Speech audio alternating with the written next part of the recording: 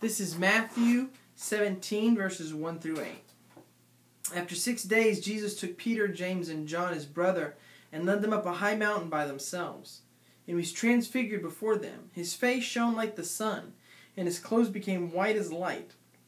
And behold, Moses and Elijah appeared to them, conversing with him.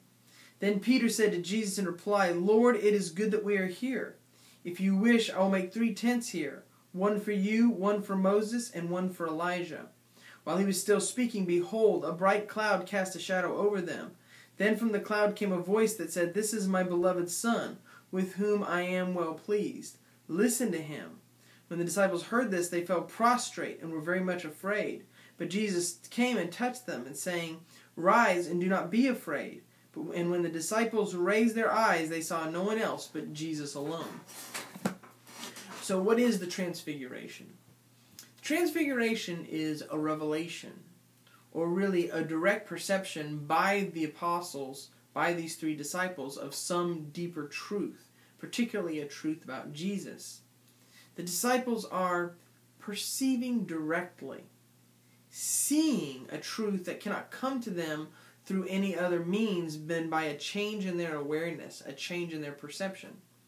That might sound big and heady, but really it's something we experience all the time. It's something very accessible. You can imagine somebody who maybe their whole life liked heavy metal music.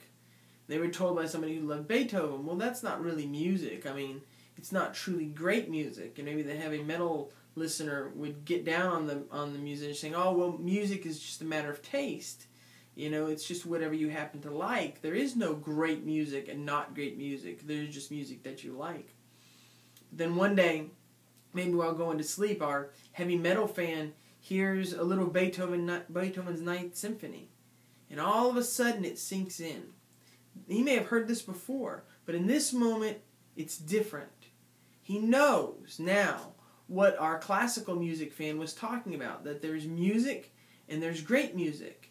And that it's not just a matter of taste, that there really is such a thing as greatness that can inhere in the music. Now, there's no piece of evidence that was really given to the heavy metal fan that changed his opinion, that let him understand finally the beauty of Beethoven and Bach over the kind of contemporary or pop music that we enjoy today.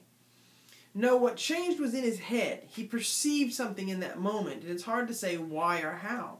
Certainly the listening of the Beethoven's Ninth would have been the moment or the locus in which the change happened. But really, nothing changed about the music, and nothing was given to the heavy metal fan to change the way he looked at the music. He changed. It was a transformation of himself. And so that music, that piece became a revelation. It revealed to him some deeper truth about aesthetics, about art, about music in general. And there's many different moments in which our whole view of everything changes.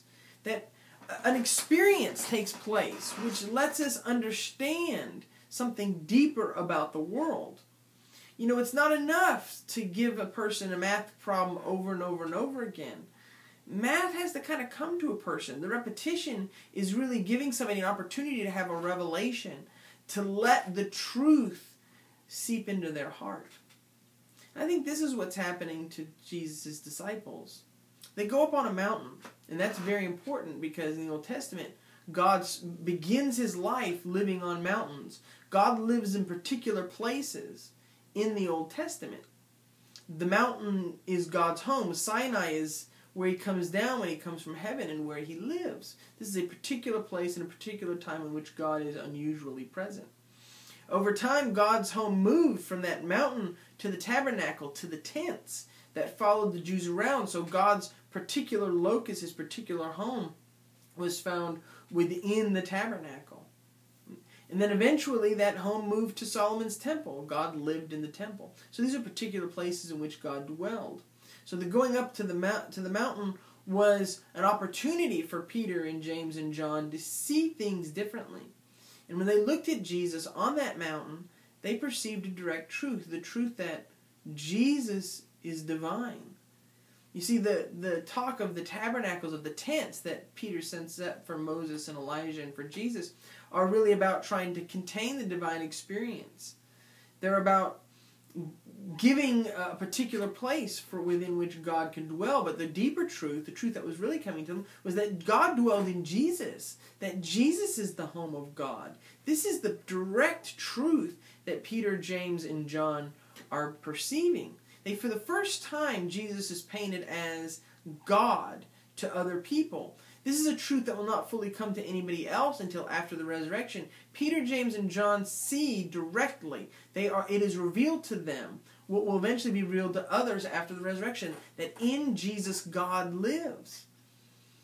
And the truth is that you can't then just put that truth into another tabernacle. That is the truth. God lives in Jesus. He doesn't live in a tent. He doesn't live in a temple. He doesn't live on the mountain. He lives in Jesus. And now Jesus lives in us. One way to think about this is that this should change the way we look at ourselves. Because the home of God, the home of Jesus Christ, is now in us. That's where the tabernacle is. That's the particular home of Jesus. Jesus fought and bled and died and sweated so that he could build us a home, build a temple. Like any temple is built, it takes sacrifice and work.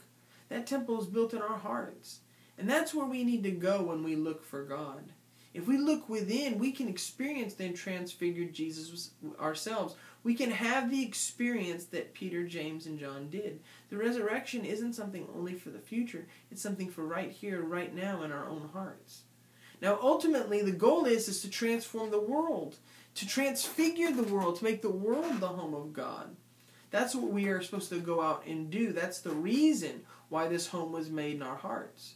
But we should take time to go within, to get quiet, to get meditative, and to enter that temple Jesus built, to walk up the mountain within, and there to find a tent, and inside that tent to find Jesus, to find the home of God dwelling within us.